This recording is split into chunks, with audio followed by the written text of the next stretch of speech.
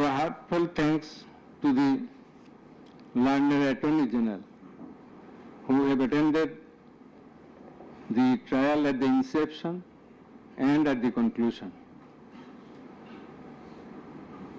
Over and above,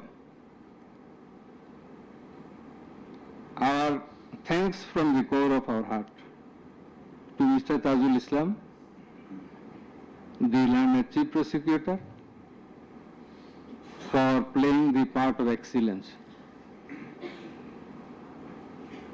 We are thankful to all others. Thank you all. Now let us say something about, I am sorry, I am very much sorry. Our sincere thanks to the learned defense lawyers, particularly the learned State Defense Lawyer Mr. Amir Hussain. Many people will say many things, but he has done a lot. And he, in our view, in our estimation, to the best of his possibility, he played the exact role he was supposed to, and that we expected. Thanks to him again. And if anyone is left, sorry that we do not by this time recollect. Our thanks to the learned Attorney General again for his kind presence. We are sorry for being late because many things are connected in the preparation of the judgment. This is a very big matter. For the last couple of days, we could sleep very little, and we had to work continuously for 10 to 12 hours every day. So, anyway, this is our job, but all of you are waiting. You have participated in many ways. Thanks to you all.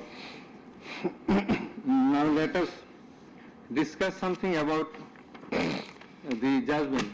I want to give an idea of the judgment. The judgment comprises 453 pages.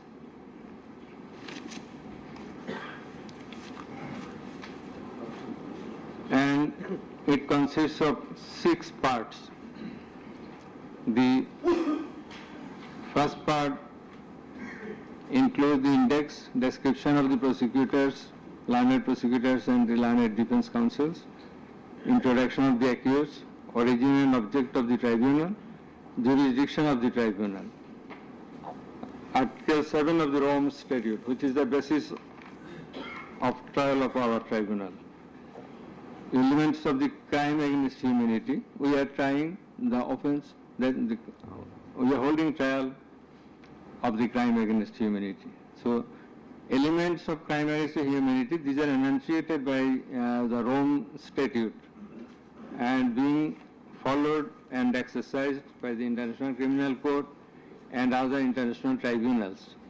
We are also following the Rome Statute as well as our law, and particularly the elements as enshrined therein. And the elements of superior common responsibility. In such cases, superior common responsibility is bulkily involved, and that's why we have to have regard to this aspect as well.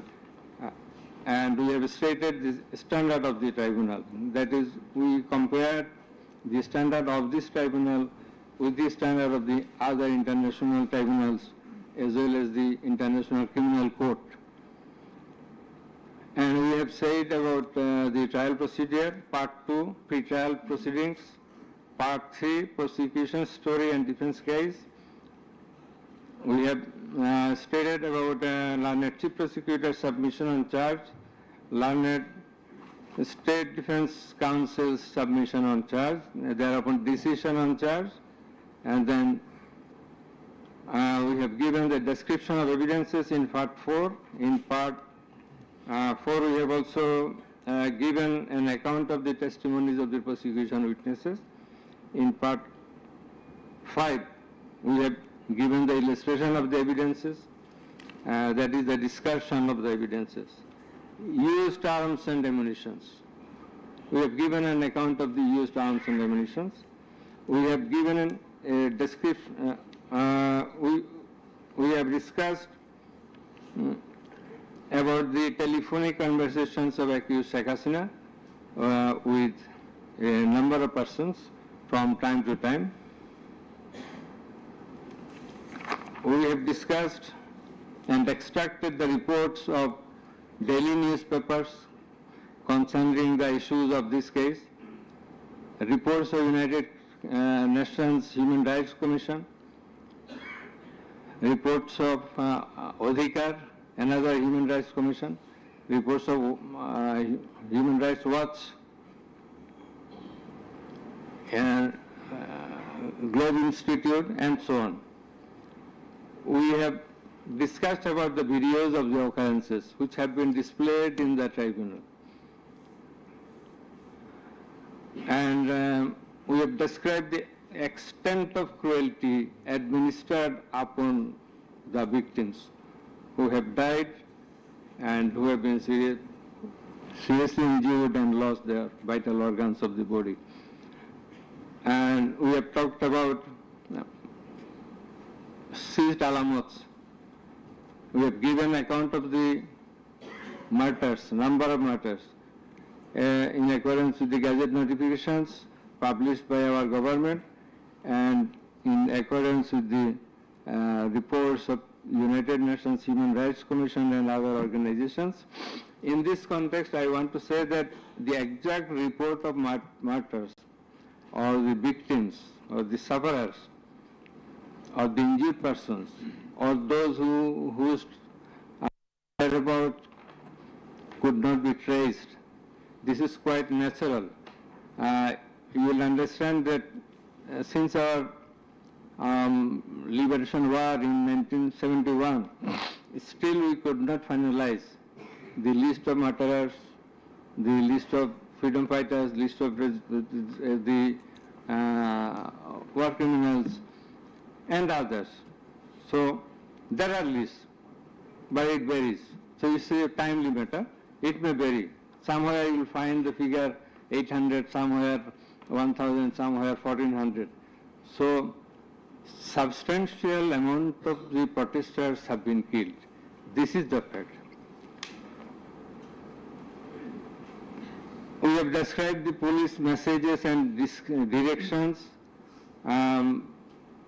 passed from the high-ups to the downwards for doing the needful to control the protesters, curfew orders.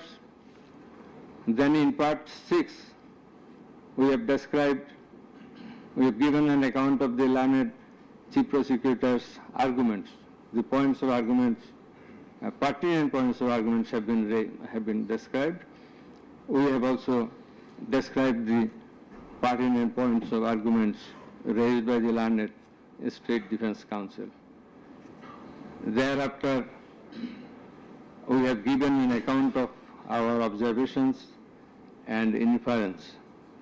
And finally, we passed the order. So this is all about the judgment. Now we will read out the very pertinent portions of the judgment one by one. At first, our learned member 2, he will read out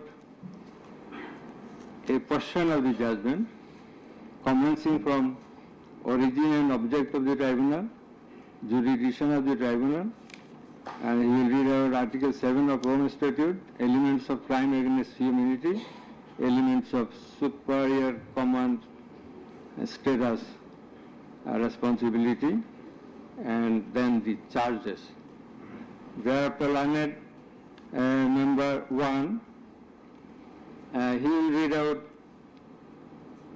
some questions from the discussion of the evidences, the report of the United Nations Human Rights Commission, and then the extent of cruelty administered upon the victims, and thereafter the points of arguments submitted by the learned chief prosecutor and the learned state defense counsel. And finally, I will read out the conclusion and the order. So it will take about 40 minutes. We hope that you will be listening to the deliberations. Thank you very much. Now, the turn of our learned member 2, he is reading out, as I have mentioned. Origin and object of the tribunal. The International Crimes Tribunal has been established under the International Crimes Tribunal Act 1973 to provide for the detention, prosecution and punishment of the persons for genocide, crimes against humanity, war crimes and other crimes under international law committed within or beyond the territory of Bangladesh, whether before or after commencement of the Act. Jurisdiction of the Tribunal. The Tribunal has got the jurisdiction to try the offences enshrined in Section 3 and 4 of the International Crimes Tribunal Act 1973. Section 3 provides, a tribunal shall have the power to try and punish any individual or group or individuals, organization or any member of any disciplined force, auxiliary force or intelligence agency who, irrespective of his nationality, commits or has committed within or beyond the territory of Bangladesh, whether before or after the commencement of this Act, any of the crimes mentioned in its subsection 2. According to subsection 2 of section 3, the following acts or any of them is crime within the jurisdiction of a tribunal for which there shall be individual responsibility. The Constitution of Bangladesh has given upper hand in Article 47, Subarticle 3 thereof to the application of the provisions of International Crimes Tribunals Act 1973 in the following manner.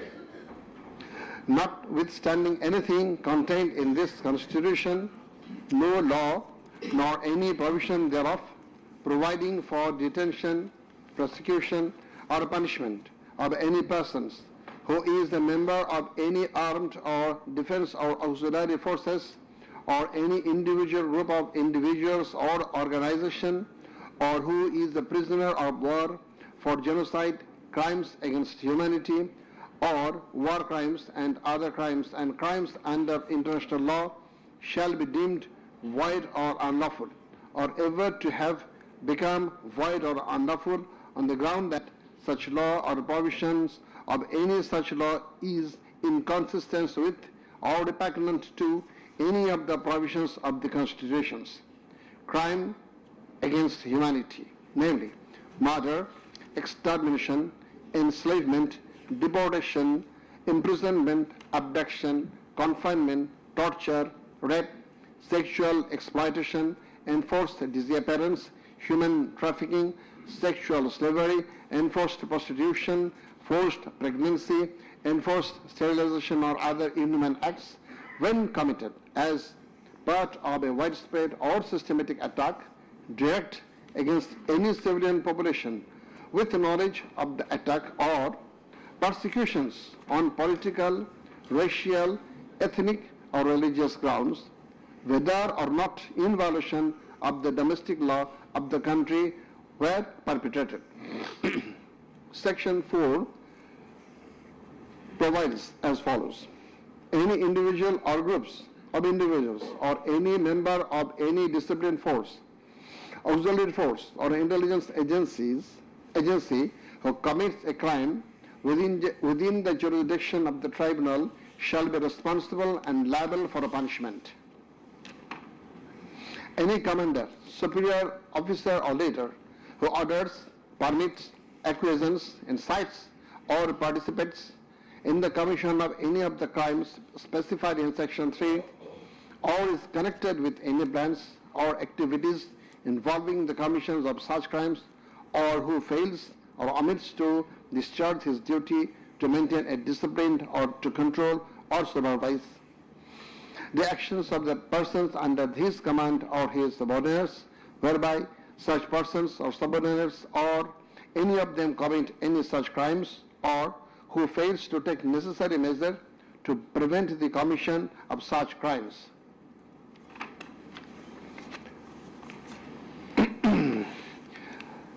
Now, crimes against humanity according to Rome Statute. For the purpose of this statute, crime against humanity means any of the following acts when committed as part of a widespread or systematic attack directed against any civilian population with the knowledge of the attack: A. Murder, and reading the relevant ones: murder, torture, other inhuman acts of a similar character intentionally causing great suffering or serious injury to body or to mental or physical health. The core offense in the instant case is the crime against humanity. Thus, we have to see what elements are required to constitute this crime. In section 4 of the Act, there must be an attack. B. The attack must be widespread or systematic. C. The attack must be targeted a civilian population. D. The attack must be within the knowledge of the superior, or the superior should have known of the attack in order to hold him or her liable for the crime. The superior must have been in the control over the concerned subordinates. Elements of superior command responsibility. From the jurisprudence and eminent from the international crimes tribunals, it is generally agreed that 4 elements must be proven for a person to be held responsible as superior. The elements are: 1. An international crimes must have been perpetrated by someone other than the accused. 2. There existed a superior-subordinate relationship between the accused and the perpetrator. 3.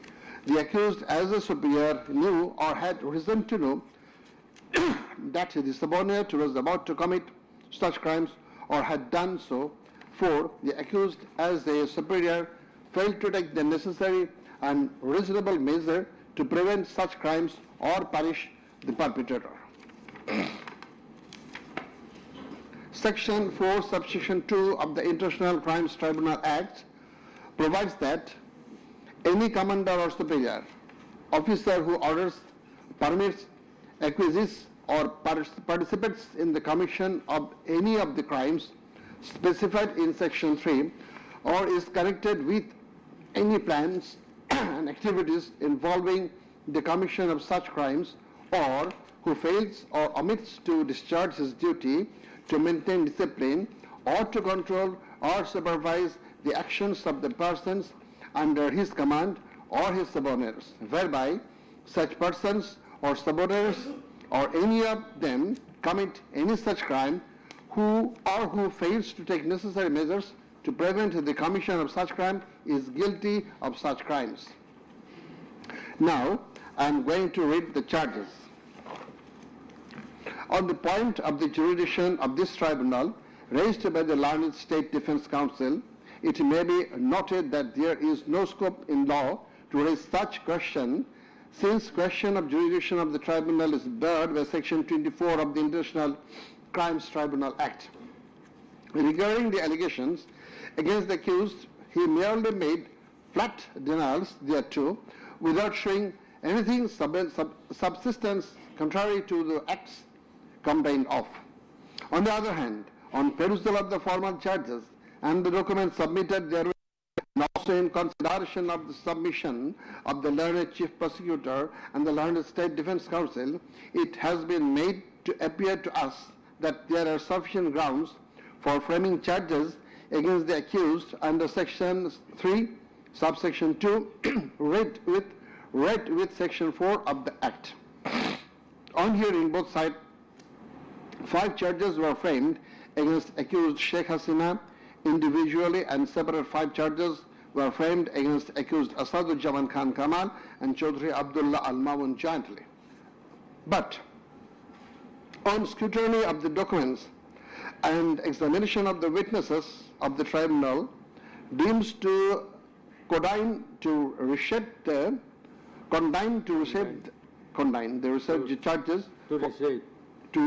charges for ends of justice, and accordingly the same charges framed earlier have been modified in the following manner. Charge number 1.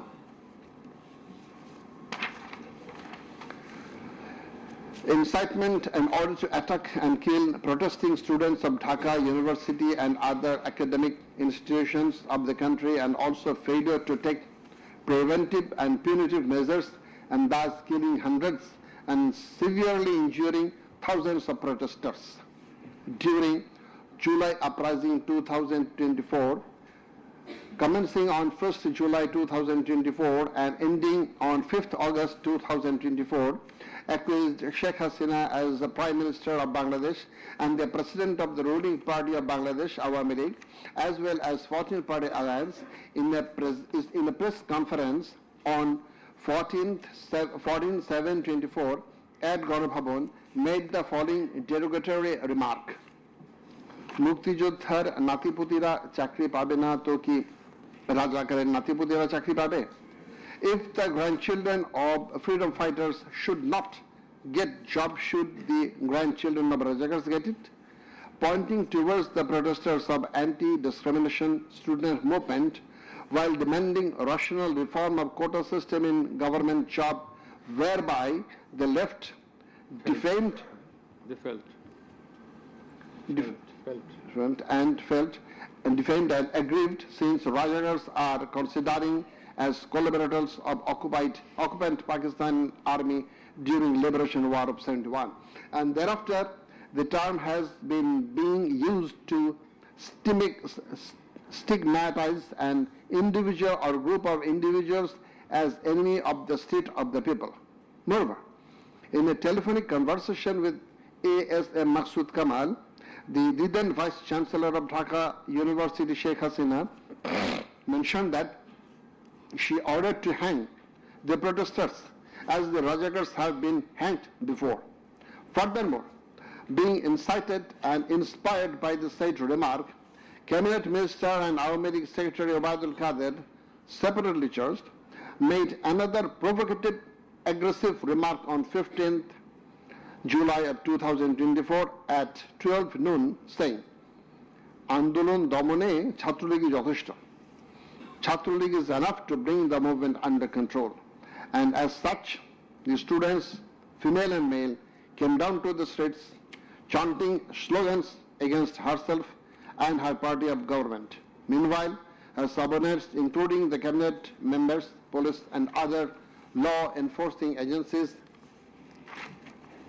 activists of four-party Awami League and its affiliated and allied organization go to incited and inspired of the aforesaid remarks of you and Obaidul Qadir, and thus they launched widespread and systematic attack within your full knowledge upon the peaceful statement protesters in Dhaka University, causing 297 students injured and many others in different educational institutions throughout the country, including Rangpur Begum Rokia University, where Abu Said was brutally shot dead by police.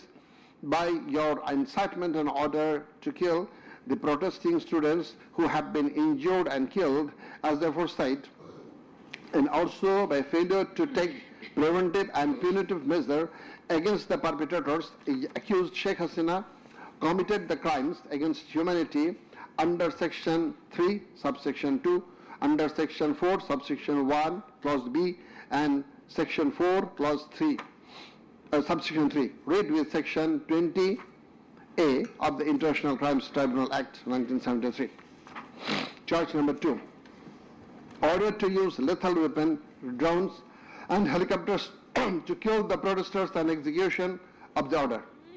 During the July uprising 2024, accused Sheikh Hasina held a conversation over telephone with Dr. A.S.M. Maqsood Kamal, the then Vice Chancellor of Dhaka University, from Ganabhavan on 14th July 2024 at about 11 p.m., wherein she mentioned that she already ordered to kill the protesters like the Rajakars who had been hanged before. Again on July 18th, Sheikh Hasina conversed over telephone with Sheikh Fazlur Taposh, the Mayor of Dhaka South City Corporation, mentioning that she had already given direction to the law enforcement agencies to use helicopter and lethal weapons to kill and eliminate the peaceful, unarmed civilian protesters, and also ordered them to use drones to locate the protesters. She also told him that she passed orders to arrest and protesters across the country.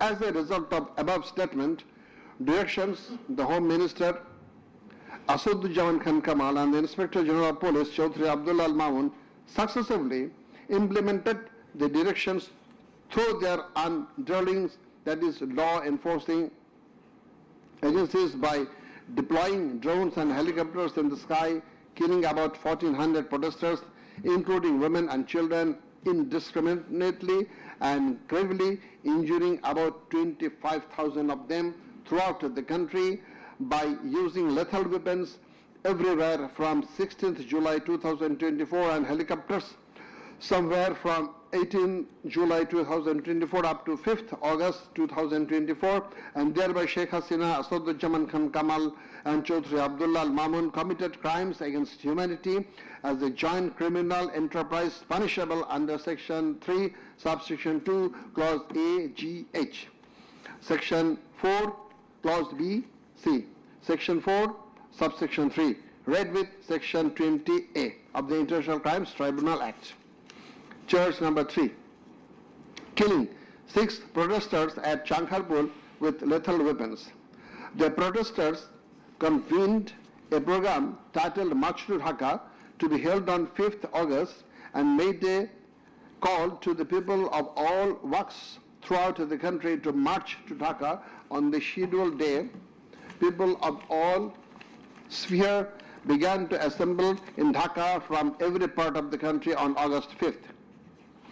By incitement, order and inaction of Sheikh Hasina, by abatement and inaction of Home Minister Asaduzzaman Khan Kamal and Inspector General of Police Chaudhry Abdullah Al Mamun, the successive underlings got incited and inspired to kill the protesting students and common people, and thereupon under order, supervision and inaction of accused Asaduzzaman Khan Kamal, Chaudhry Abdullah Al Mamun and the then Dhaka Metropolitan Commissioner DMP Habibur Rahman, Joint Commissioner Police Shudip Kumar Chakraborty, Additional Deputy Commissioner Shah Al Alam Muhammad Akhtarul Islam, Assistant Commissioner Muhammad Imrul and Inspector Muhammad Arshad Hussain, who have been separately prosecuted, successively ordered to commit atrocities to the protesters assembled at Chankharpur of Dhaka and supervised the same, and during such atrocities 6 unarmed protesters, namely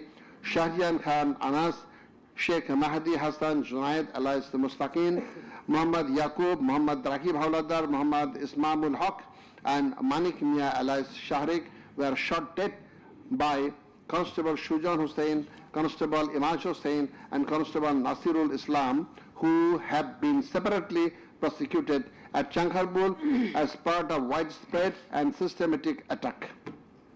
The aforesaid killings took place pursuant to the order of Prime Minister Sheikh Hasina, within her full knowledge and under order, supervision and within the knowledge of Home Minister Asaduzzaman Khan Kamal and Inspector General of Police Chaudhry Abdullah Al Mamun, and by such killings they committed crimes against humanity as joint criminal enterprise by order, abatement and inaction to prevent and punish the perpetrators under Section 3, subsection 2, read with Tribunal Act 1973. So these are now the turn of learned member 1.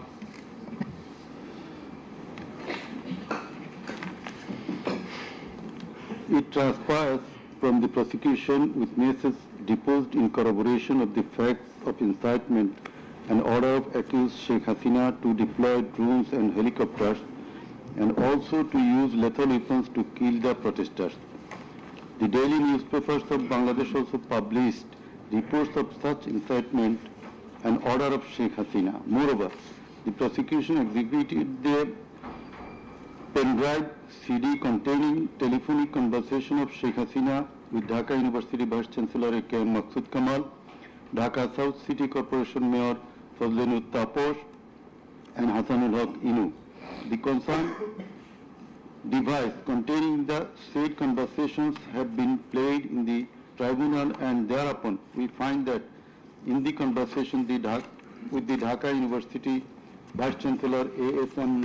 Maksud Kamal, accused Sheikh Hasina mentioned that she already ordered to hang the students as Razakars have been hanged. Now I am mentioning the substantial portion from his conversation with, from her conversation with A.S.M. Maksud Kamal, the accused Vice Chancellor of Dhaka University. Sheikh Hasina, তো রাজাকারের তো ফাঁসি দিছি, এবার তাদেরও তাই করব, একটাও ছাড়বো না, আমি বলে দিচ্ছি। শেখ হাসিনা, কোন দেশে বাস করি আমরা, এদেরকে বাড়তে বাড়তে তো রাজাকার অবস্থা হয়েছে দেখিস নাই, সবগুলোকে ফাঁসি দিছি, এবার তোদেরও ছাড়বো না। শেখ হাসিনা, সব এইগুলাকে বাইর করে দিতে হবে, আমি বলে দিছি আজকে সহ্য করার পরে অ্যারেস্ট করবে, ধরে নেবে এবং যা অ্যাকশন নেওয়ার নেবে।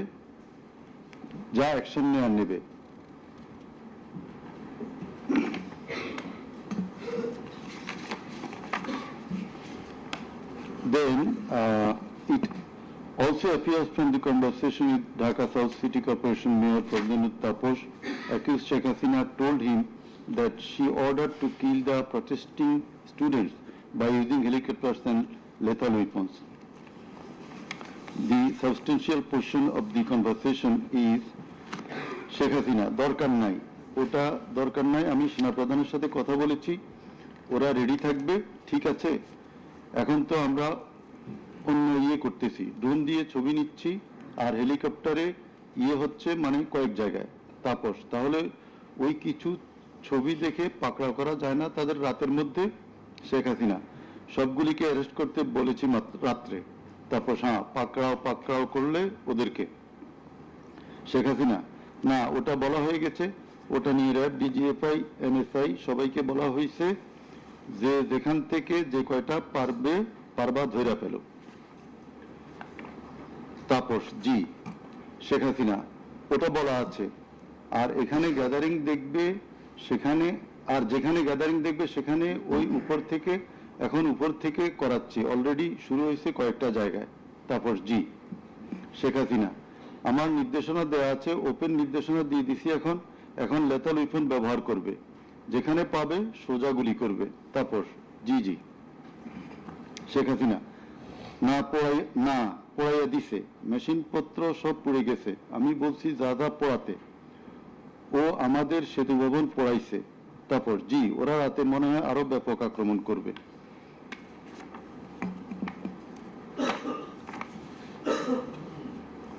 In the conversation with the Hasanul Haq Inu, accused Sheikh Hasina mentioned of bombing upon the protesters from the helicopter. The substantial portion, relevant portion from the conversation.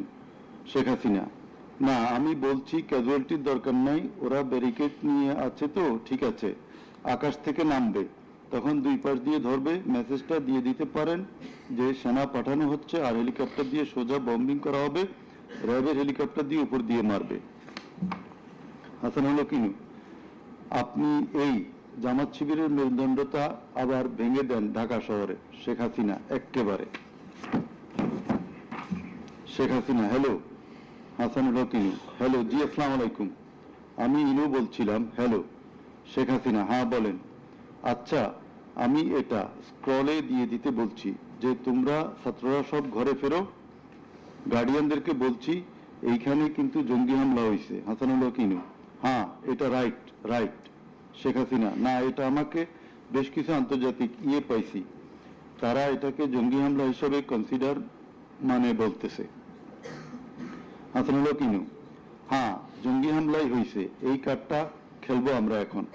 Sheikh Hasina, না কার্ড খেলা না, এটা আমি আগে করি নাই, কিন্তু আমাকে আন্তর্জাতিক সংস্থা থেকে মেসেজটা দিচ্ছে যে এটা জঙ্গি হামলা। হাসানুল কিনু, জঙ্গি সন্ত্রাসের মোকাবিলা করছে এখন সরকার। শেখ হাসিনা, তারা আমাকে এটাই বলছে যে এটা জঙ্গি হামলা, দিয়ে দিব পেপারে।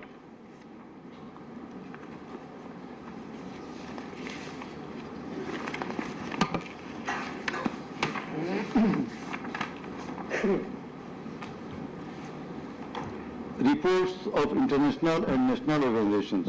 United Nations Human Rights Office held an investigation into July-August 2024 atrocities in Bangladesh and mentioned in its report that the following inhuman and unlawful acts were committed by protesters during the movement and reported as follows. Based on direct testimony from senior officials involved and other inside sources, OHCHR was able to establish that the integrated and systematic effort using the entire range of police, paramilitary, military and intelligence actors, as well as violent elements linked to the Awami League to commit serious violations and abuses occurred with the full knowledge, coordination and direction of the political leadership.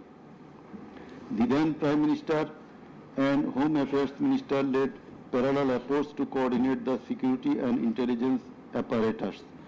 Both received regular reports on the situation on the ground from multiple sources. According to senior official testimony, reports provided to the Prime Minister by senior officers on 21 July and in early August specifically conveyed concern about excessive use of force.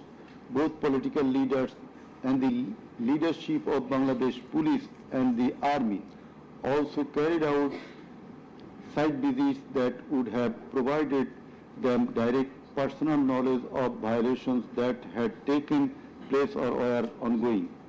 Furthermore, the political leadership issued direct orders and other directives authorizing and guiding operations by BGB, RAB, DGRI, the Bangladesh Police and its detective branch that involved serious violations of human rights against protesters and other civilians, including extrajudicial killings and arbitrary detention.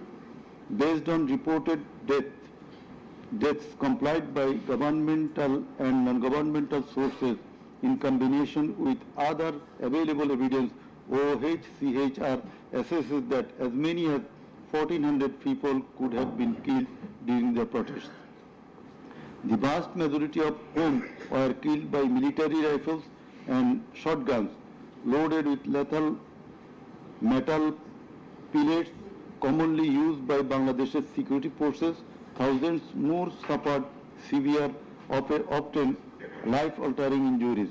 More than 11,700 people were arrested and detained, according to the information from the police and RAB provided to OHCHR.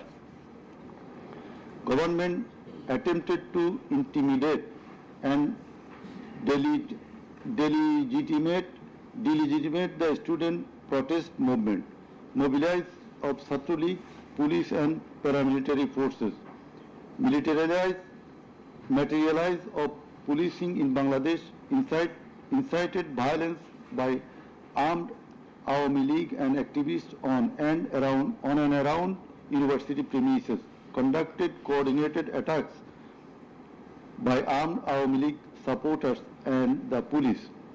Use of force violations by police, RAB and BGB, including extrajudicial killing, like killing Abu Said of Begum Ruqayya University, Rangpur, 16 July, made systematic indiscriminate use of shotguns loaded with lethal ammunition, suppressed peaceful assembly at Dhaka University on 17 July. Police, RAB and BGB extrajudicially killed protesters in Uttara on 18 July. Disproportionate and indiscriminate use of firearms in response to violent unrest, indiscriminately shooting in Rampura and Badda by BGP and police on July 19. Violently cleared the Dhaka-Chattogram highway in Jatrabari on between 16 to 21 July. Extrajudicial killings to suppress the march to Dhaka on August 5 involved the army, who shot at protesters at Jamuna Future Park on 5th August 2024, used helicopter to intimidate and deploy possibly unlawful force, obstructed of medical care and denied necessary medical documentation, obstructed medical treatment of victim Sheikh Asabul Yamin, shot by police, caused mass arbitrary arrests, detention without due process and torture and ill treatment, caused block raids and mass arrests, including injured persons. Students and opposition leaders attacked journalists, children and women, and caused unjustified shutdown of internet. In the said report, Mr. Volker Turk, the High Commissioner of Human Rights Office of United Nations, that the atrocities committed in July Revolution 2024 in Bangladesh was preconcerted and systematic in order to remaining in power. There are cogent grounds to believe that hundreds of extrajudicial killings, arrests, detention and torture were carried out by the political leaders and the highest law enforcing authorities within their knowledge and under their direction and supervision as strategy to suppress the government, whereby human rights have been seriously violated and thus international crimes have been committed. He also observed that the evidences collected do depict a picture of widespread state atrocities and targeted killings.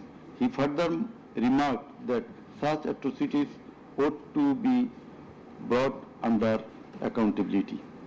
There are many other similar reports by the Global Institute International Truth and Justice Project, Bloodshed in Bangladesh, World Report 2025 of Human Rights Watch. Then we are going to videos of the occurrences. It appears from the Caesar list contained in Volume 4, captions, Caesar list and documentary evidence that a good number of videos of the alleged occurrences have been seized by the investigating officer, which are described below.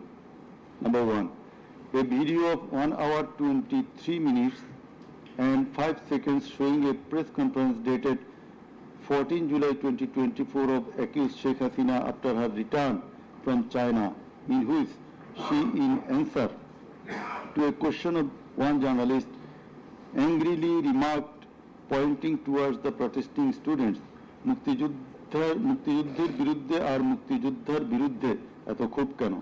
মুক্তিযোদ্ধাদের নাতিপুতিরা চাকরি পাবে না তো কি রাজাকারের নাতিপুতিরা পাবে? Number 2, a video of 35 seconds dated 15 July 2024 showing protest of the agitated students of Dhaka University at midnight against the remark of Sheikh Hasina made in the press conference dated 14 July 2024 pointing towards the protesting students. Number 3, a video showing the remark Rajakarder jawab debe Chhatrolig, Number 4, a video of 1 minute 5 seconds which shows attack upon the students of Kota movement by Bangladesh Chhatra League leaders and activists on 15 July 2024 at night. A video which shows that Prime Minister Sheikh Hasina, while visiting damaged metro rail station on 26 July 2024, defended her previous comment in the press conference dated 14 July 2024. Number 6, a video showing Prime Minister Sheikh Hasina in course of her deliberation in a function of Jugo Mahila League held in July 2024 commented that the Kota movement was illogical and also commented Jamaat Shibir Manusher Jatna. Number 7, a video showing some adverse remark of Sheikh Hasina against the female students of Ruqayya Hall of Dhaka University meeting at her office on 15 July 2024. A video showing how Sheikh Hasina asked Delhi to attack Dhaka. A video shows the scenario of how protesting student Mugdho was shot dead in the July movement. This video was broadcast by YouTube channel named Narrative Bangladesh on 19 April 2025. A video which shows the scene of shooting a young person named Ridoy by police in the July movement. This video was broadcast by YouTube channel named International Truth and Justice Project on 15 January 2025. A video named Jatrabari Evidence of a Massacre Bangla showing the scenarios of killing and torturing some participants of the movement. This video was broadcast by International Truth and Justice Project YouTube channel on 14 January 2025. A video showing the scene of carrying bullets striking young man named Nafiz at farm gate of Dhaka. This video was broadcasted in Jamuna TV YouTube channel on 14 August 2024. A video showing how movement participant Khokon Chandra Burman was injured with gunshot in his face. It appears that the whole face including mouth, nose and eyes of Khokon Chandra Burman have been completely disfigured. This victim deposed in the tribunal as PW number 1. A video titled Nirmam 19 July শতাধিক লাশ হাজারো গুলিবিদ্ধ রক্তের জন্য হাহাকার DMC 19. A video titled RAB helicopter attacked Kota Andolon 2024 showing operation upon the protesters from RAB helicopters at different parts of Dhaka in July 2024. A video showing how protester Imam Hassan Taim Bhuiya was shot dead at Jatrabari, Dhaka. 4 videos in a pen drive showing the passing of order by DMP Commissioner Habibur Rahman to the subordinate asking them to shoot the protesters below waist. A number of videos showing shooting upon the protesting people from helicopter. A video showing the scene of burning the dead bodies of protesting students and common people by police at Ashulia, Dhaka on 4th August 2025 during the July movement.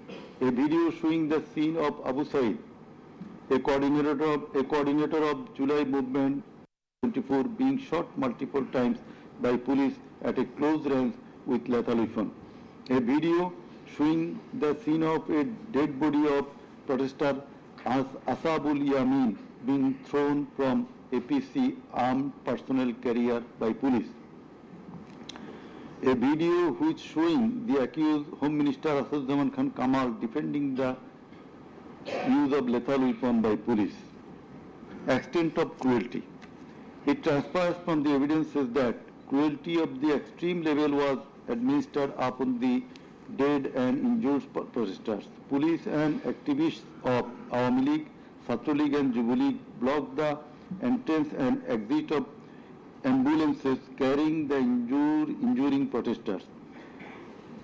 Hospitals were asked not to give admission to the injured protesters. It appears from the testimony of PW2 that in some cases, patients were searched by police and ruling party activists. Doctors were intimidated and some of the doctors were transferred due to giving treatment to the protesting injured persons. PW3 Parveen deposed that she found an injured young man shouting, save me, under Jatrabari flyover. Blood was coming out from both of his eyes. Parveen pulled him up and put him on her shoulder and looking for a rickshaw. And then 14 to 15 armed police shot them. The injured man, being hit by bullets, fell down from her shoulder. They also shot PW Parveen at her left eye, lower abdomen and other parts of the body. Blood was gushing out of her body and thus she fell down.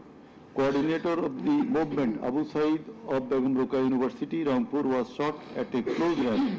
Doctors were forced to change his post-mortem report 5 times. PW8 Naeem Chikdar was shot at a close distance of 5 meters.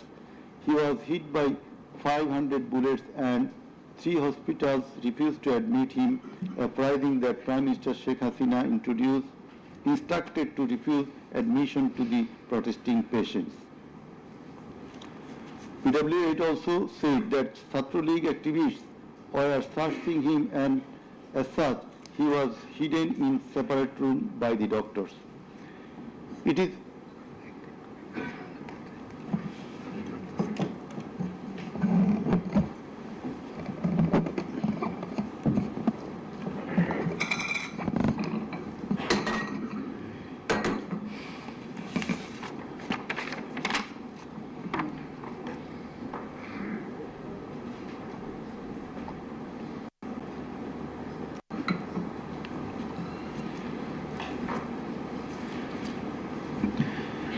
revealed from the evidence of PW9 Shahina Begum that police burned the dead body of her son along with some other dead bodies in Ashulia of Dhaka.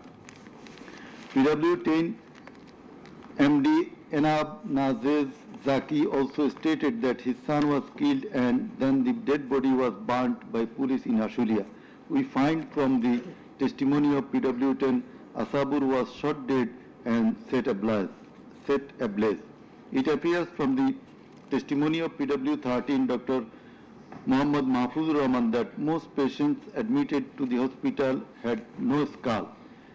The detective branch members had forbidden the doctors not to be serious in the treatment of the protesting patients and also that they had been instructed from the higher authorities not to release the protester patients admitted there. The patients were mostly aged 13 to 30 years. The DB also asked the doctors not to admit any more patients injured in the movement. This witness also said that in order to hide the injured patients from the sight of DB personnel, the doctors adopted some tactic like changing the names of the patients and the type of injury in the admission register and recording road accident or other reasons instead of bullet wounds. It appears from the evidence of PW15 Dr. Hassanul Banna that police and Awami League activists prevented treatment of the protester patients, had to change the name of the patients and particular of their problems, remove them from the general ward to the post-operative ward, ICU special cabin. He added that treatment was given to such patients at risk of life of the doctors.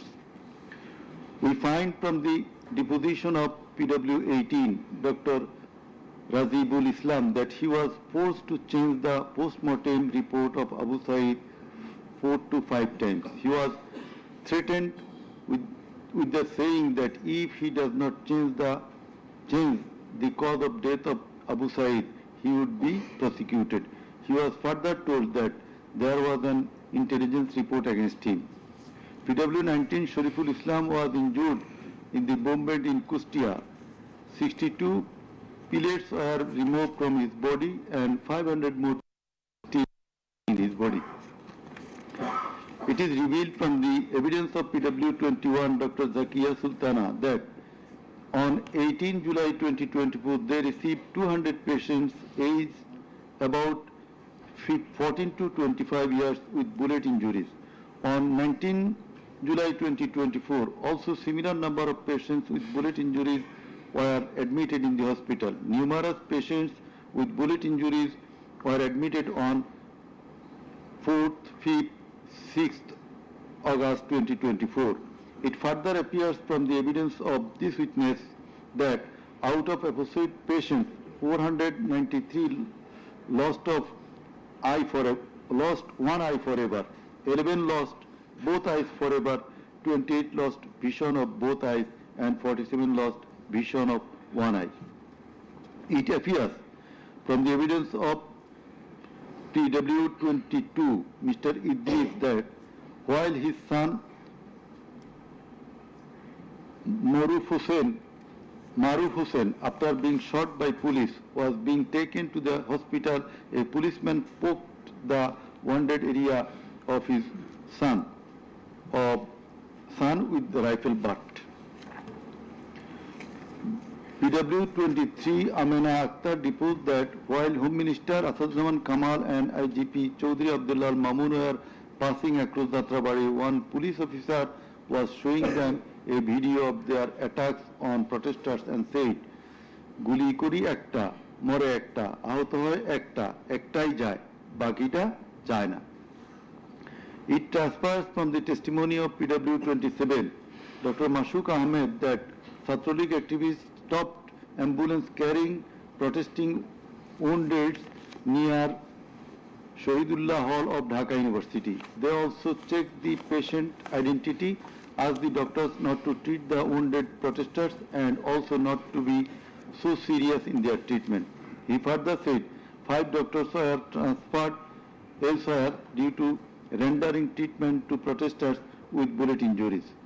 This witness also stated that the direction of the gunshot wounds of the patients treated on 19, 20, 21 July and 4-5 August in Dhaka Medical College Hospital was from the top to the bottom. He meant that the gunshot was done from above, which obviously implies helicopter.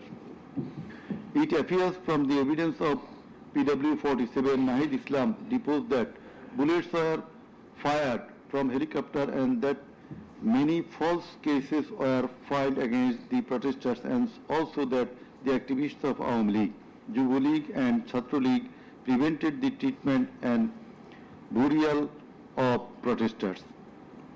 Furthermore, some of the protesters were forcibly disappeared and many dead bodies of the protesters were concealed.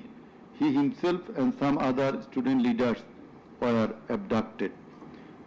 PW48 Ali Ahsan Junaid stated that on 15 July 2024, Chhatro League activists brutally attacked and injured the Dhaka University students, hindered going to the hospital and tortured them in the hospital. He further said that the protesters were fired from the helicopter. We find from the evidence of PW54, Mr. MD Alamgir, investigating officer, that the protester named as Ashabul Yamin was thrown down from the APC by the police.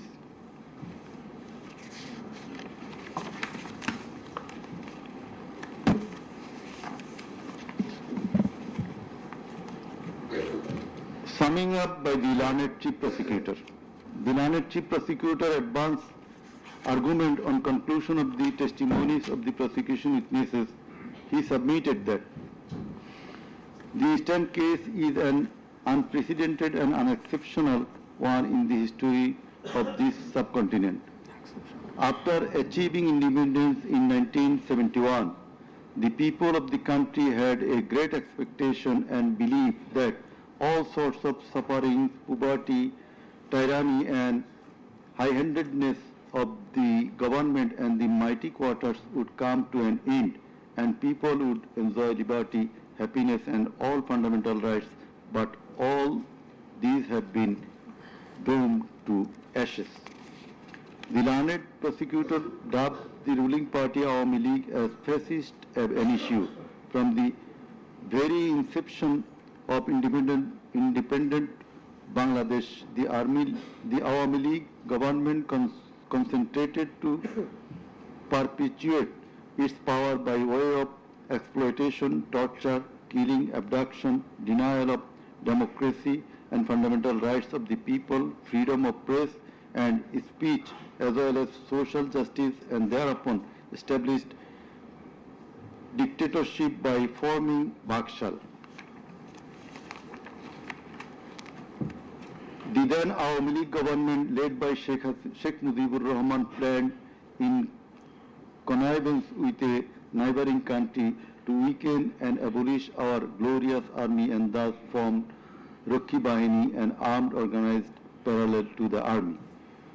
In the like way, after coming to the power in 2008, accused Sheikh Hasina's government committed the same acts like torture, abduction, killing, false prosecution, imprisoning, confinement, enforced disappearances, so dominated judiciary, restricted the freedom of press and freedom of speech.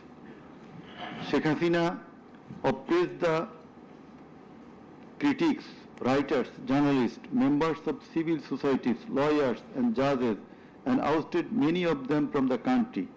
The then Chief Justice Sheikh S.K. Sinha, eminent writer and journalist as well as historian Mahmudur Rahman, politician and journalist Pinaki Bhattacharya, Shafiq Rahman, Ilyas Hussain, Kanak Sarwar, Mushfiqul Fazal Ansari, Waliullah Numan, Shahed Alam, Jawad Mirjor, Tasneem Khalil, Julkarnain Shaher, Barrister Abdul Razzaq were driven out of the country for speaking the truth and criticizing the government's misrule, oppression and loopholes. In 2008, with Sheikh Hasina's conspiracy as that of her father, 57 senior army officers, while an deputation in Bangladesh Border Guard, that is BGB, were killed in an official congregation of Pilkhana BGB headquarters by the Awami League leaders and loyal army officers. No action was taken. Thereafter, no action was taken against those killers. In 2013, the law enforcers and the ruling party activists killed hundreds of innocent young and underage madrasa students in a congregation arranged by Islamic organization Hifazat-e-Islam at Shapla Chattor, Dhaka, without any cogent reasons, and thereafter no action was taken against the killers. For perpetuating her power, accused Sheikh Hasina politicized judiciary, army, law enforcing agencies, bureaucracies and all other departments and made them subservient of herself and her government. With the ulterior motive of remaining in power for long, Sheikh Hasina obtaining a verdict from the court given by her loyal judges headed by Chief Justice A.B.M. Khairul Haq, now in jail, abolished the most popular and well-settled electoral system under caretaker government, held an expert election in 2014, ignoring the participation and demands of the opposition parties, and in that election 153 candidates of the ruling party Awami League were elected without any vote. Again, A partial election was held in partial election was held in 2018, in which ballot boxes were filled up in the night preceding the day of election without carrying the demands of the opposition parties for holding election by a caretaker government for the sake of security, fairness and transparency. Accused Sheikh Hasina held another partial ex-party election known as dummy election in January 2024 without allowing the political parties to participate. In 2024, the students launched a movement claiming reformation in the quota system in government jobs. They particularly demanded reduction of quota to 5% from 56%. Instead of fulfilling the demand of the students or speaking with them on the issue, Sheikh Hasina, in a press conference on 14 July 2024, made a derogatory comment pointing towards the students of quota movement, saying, "Mukti Juddhar nati putira chakri pabe na to ki Rajakarer nati putira chakri pabe." Whereupon the student of Dhaka University got extremely agitated and assembled at Raju Bhaskudjo in front of TSC of Dhaka University, where they protested against Sheikh Hasina's humiliating comment and demanded her apology. Meanwhile, Awami League Secretary and Cabinet Minister Obaidul Kader and Chhatra League Yuva League leaders stated in their party meeting that Chhatra League was enough to control the protesting students, and thus the agitation spread out in all other educational institutes throughout the country. The armed activists of Chhatra League and Yuva League attacked all on a sudden upon the protesting students with deadly weapons at the midnight, causing 297 of them injured and hospitalized. Moreover, the said terrorists hindered the injured students from going to the hospital, and furthermore, they also attacked the injured students in the hospital. From 16 July 2024, the Chhatra League and Yuva League terrorists, along with the law enforcers, killed and injured many students at various parts of the country. On 16 July 2024, as part of the widespread and systematic attack, student Abu Saeed of Rangpur Begum Ruqayya University was repeatedly shot at a close range by police, causing his death and also injured many protesting students. Accused Sheikh Hasina ordered the law enforcers and the activists of Awami League, Chhatra League and Yuva League to use drone, helicopter, lethal weapons to kill the protesters, and accordingly, from 18 July to 1st August 2024, they killed hundreds of protesters and injured thousands throughout the country by using drone, helicopter and various types of lethal weapons. As part of the widespread and systematic attack, in pursuance of the incitement and order of accused Sheikh Hasina and direct participation, abatement order and supervision of accused Asaduzzama Khan Kamal and Inspector General of Police Chaudhry Abdullah Mamun, 6 protesters were brutally killed and many were seriously injured with lethal weapon by police at Sankarpur on 5th August 2024. Similarly, the law enforcers and activists of Awami League, Chhatra League and Yuva League killed 6 persons at Ashulia with lethal weapons on 5th August 2024. One of the 6 was unidentified. After being shot dead, police inhumanly burned the dead bodies. Before being burned, the dead body unidentified protesters was alive. The learned chief prosecutor submitted that the family members of the martyrs, the injured victims and other witnesses proved the opposite occurrences. The said occurrences are also recorded in videos and audios which have been played in the tribunal. The conversations recorded in DVD, CD and the videos of the occurrences have been examined by the CID experts who found that the said conversations and videos are not generated by artificial intelligence. In addition to the incitement, order, participation of the accused in the alleged atrocities, the accused are liable for their abstention from taking measures for the prevention of the same or taking any punitive measures against the doers thereof. Being the Prime Minister, accused Sheikh Hasina was the Supreme Commander of the law enforcing agencies, inclusive of the Home Minister and the Inspector General of Police, and as such, the crimes against humanity in question could not take place without the involvement, express or tacit of them. The learned Chief Prosecutor added that the movement of the students continued for 36 days, during which, as stated herein before, hundreds of protesting students and common people were killed and thousands were seriously injured, most of whom became permanently handicapped and blind. But accused Prime Minister Sheikh Hasina and the other accused and none of the government authorities or the leaders of the ruling party Awami League expressed concern or remorse for such atrocities so far.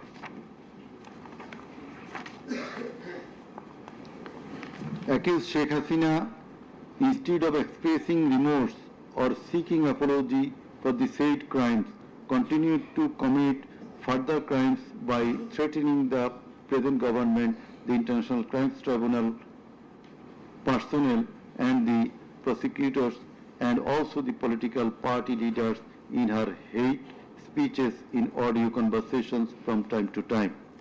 This tribunal, by an order on the application of the prosecution, prohibited Sheikh Hasina to be restrained from making hate speeches anymore, but she continued to do so. Sheikh Hasina committed contempt of this tribunal by threatening the concerned officials of the government as well as the tribunal personnel, inclusive of the prosecutors, to kill 226 persons and burn the houses of the rival party leaders and activists in an audio conversation with one of her party activists, for which the tribunal drew a contempt proceeding against her. In the said proceeding, the tribunal convicted Sheikh Hasina and sentenced her with 6 months imprisonment. The accused committed crimes against humanity jointly by their incitement, order, abatement, participation and inaction, which come within the purview of joint criminal enterprise and superior command responsibility. The authorities in question were widespread and systematic and was atrocities. The atrocities in question were widespread and systematic, and it was directed against the civilian population.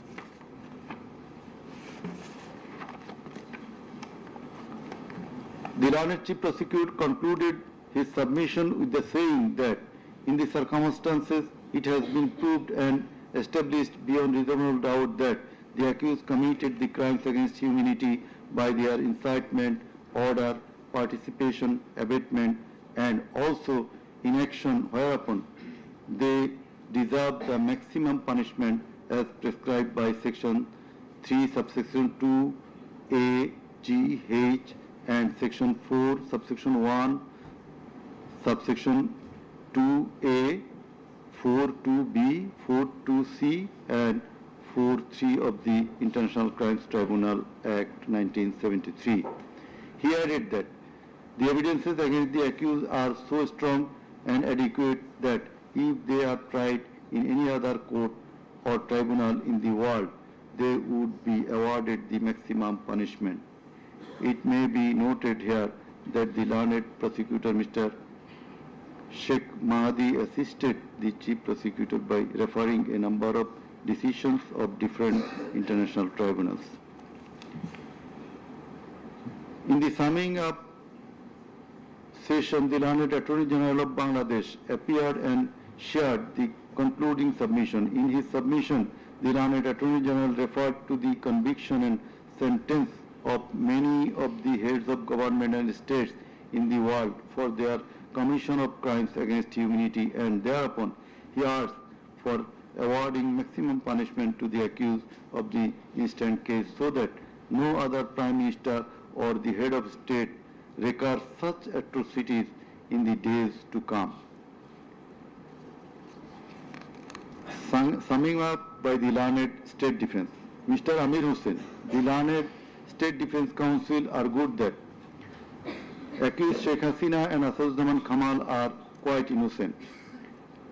The accused did not incite or order or participate or abet the commission of the crimes against humanity in question. The trial itself against the accused under the International Crimes Tribunal Act 1973 is unlawful since the act was passed for the purpose of trial of the persons who committed genocide in 1971. Allegedly, the atrocities spread throughout the country, but the prosecution failed to examine witnesses of all the districts where atrocities took place. The Learned Defense Council submitted that no helicopter was used to kill the protesting students and public in the July-August movement 2024. The audio conversations in questions have not been duly examined by the experts. Although the audios have been examined by CID, the same should have been examined by some more experts. He questioned the prosecution's claim as to the number of the dead and injured.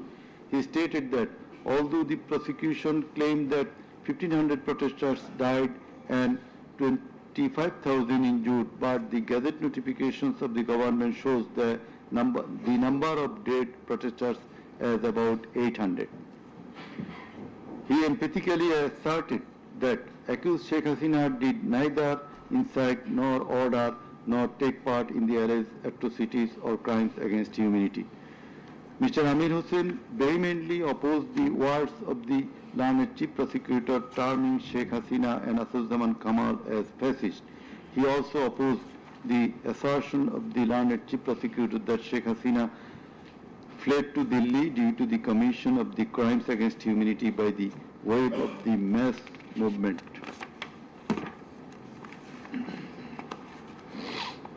Rather, she was compelled to depart the country against her will. The learned State Defense Council argued that the attack in question was neither widespread nor systematic nor directed against the civilian population. The learned State Defense Council further submitted that the accused Sheikh Hasina and Assaduzzahman Kamal cannot be held liable for joint criminal enterprise or superior command responsibility. He finally submitted that accused Sheikh Hasina and Assaduzzahman Kamal are quite innocent and as such they deserve to be acquitted of the charges. Now, the Honorable Chairman of the Tribunal, Mr. Justice Ghulam Murtuza Chaudhary, will read out the final portion of the judgment. Including the observation. Thank you. Thank you.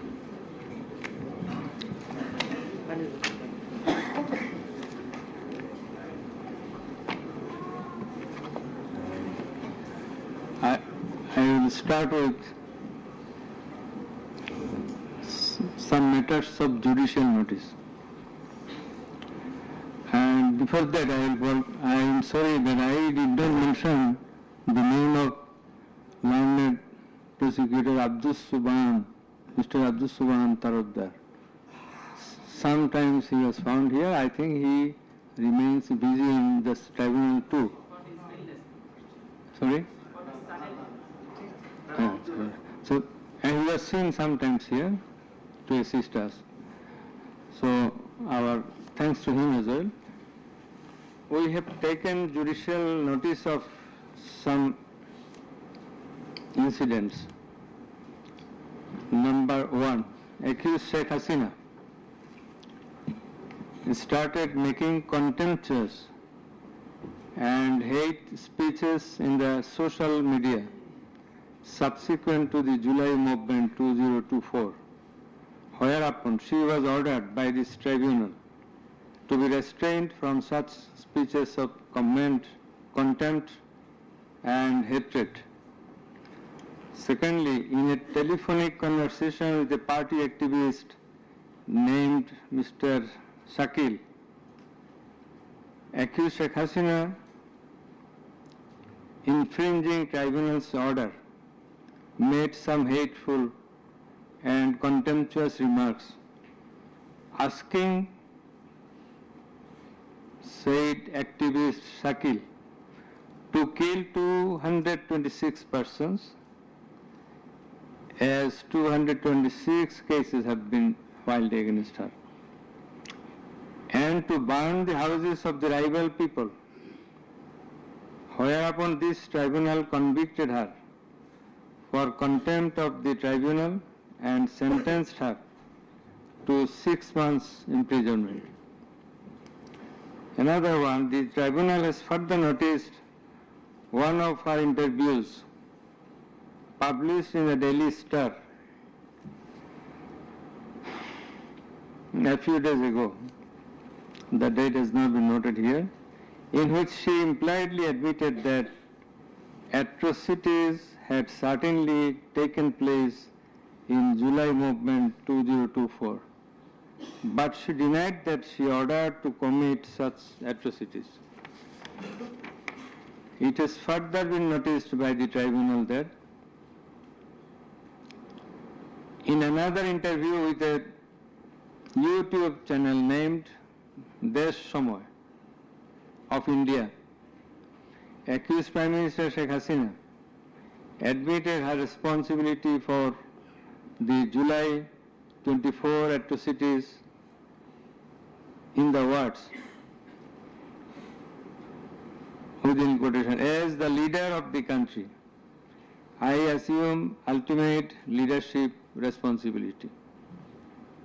Furthermore, we have noticed that Sheikh Hasina made an interview with Delhi Anand Bazar of India on 7 November 25, wherein she admitted her superior command responsibility. So you may find the newspapers. Now I will start with our observations and inference. From the foregoing findings, facts and circumstances, it transpires that the students of Dhaka University and other academic institutions had launched a movement on 1 July 2024 demanding reformation in the quota system in the government jobs and continued the same till 5 August 2024. The government did not pay heed to the demands of the students.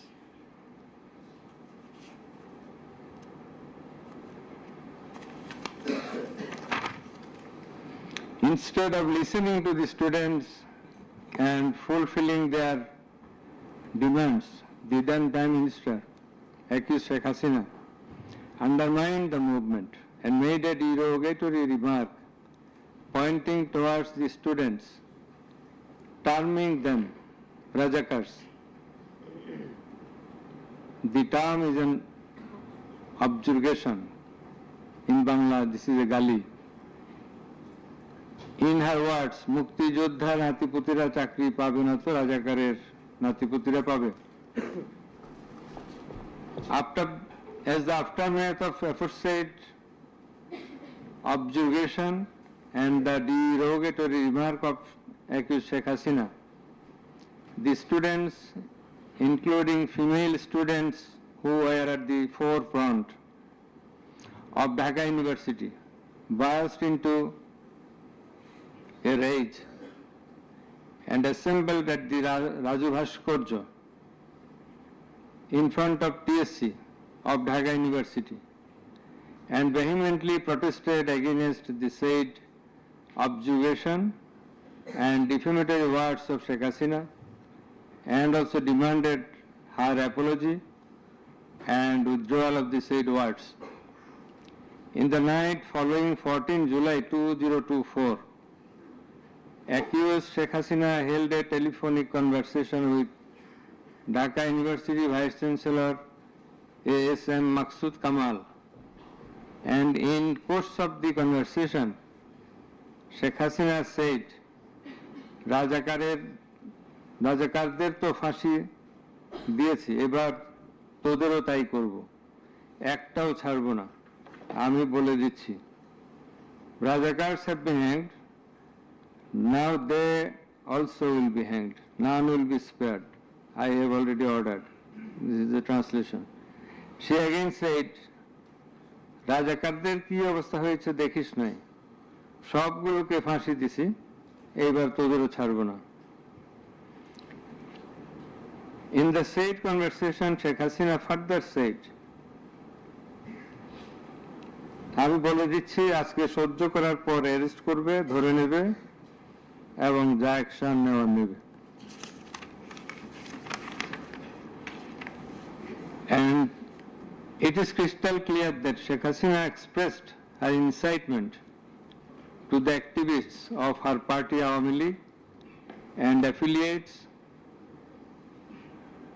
Chhatro League and Jubo League, and also gave provocation to the protesters, and furthermore she expressed that she ordered to kill and eliminate the protesting students. The concerned pen drive CD containing the above conversation as well as the transcript thereof have been submitted in the tribunal. In addition to the above, on 15/7/2024, Awami League Secretary and Cabinet Minister Ubaidul Qadir made another provocative remark, saying, Andolon Domane Chhatro League is যথেষ্ট.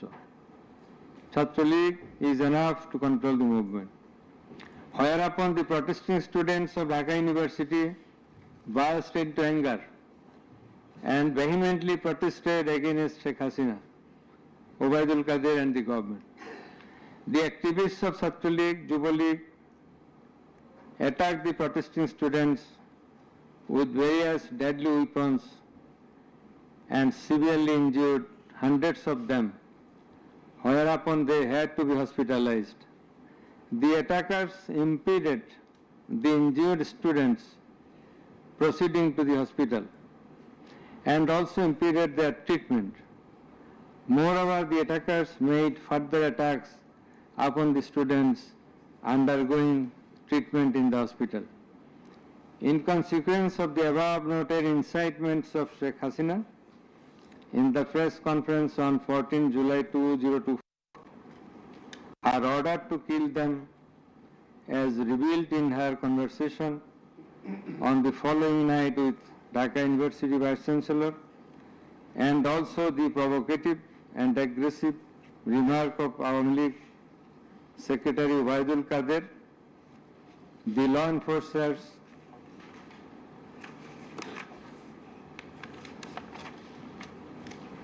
and activists of Chhatro League and Jubo League attacked the protesting students at Dhaka University throughout the country, inclusive of Rangpur Begum Rokeya University. And in furtherance thereof, police shot Begum Rokeya University student Abu Said repeatedly at a close range, whereupon he succumbed to the gunshots. The above mentioned conversation of Sheikh Hasina with the Dhaka University Vice Chancellor S.M. Maksud Kamal has been examined by the experts in the CID Forensic Laboratory, and it appears from the report of the examination that the conversation was genuine and that the same have not been generated by artificial intelligence, AI. The concerned experts deposed in corroboration of the genuineness of the impugned conversation. Furthermore, we find support of such conversation in the reports of daily newspapers. In addition to the above, the concerned CD, pen drive containing the conversations has been played in the courtroom in course of the proceeding, and thereupon the conversation seemed to be genuine. The remarks of Sheikh Hasina in the press conference on 14/7/24 has been watched by many people in the television channel and social media. Almost all the witnesses, while deposing in the tribunal, mentioned that they watched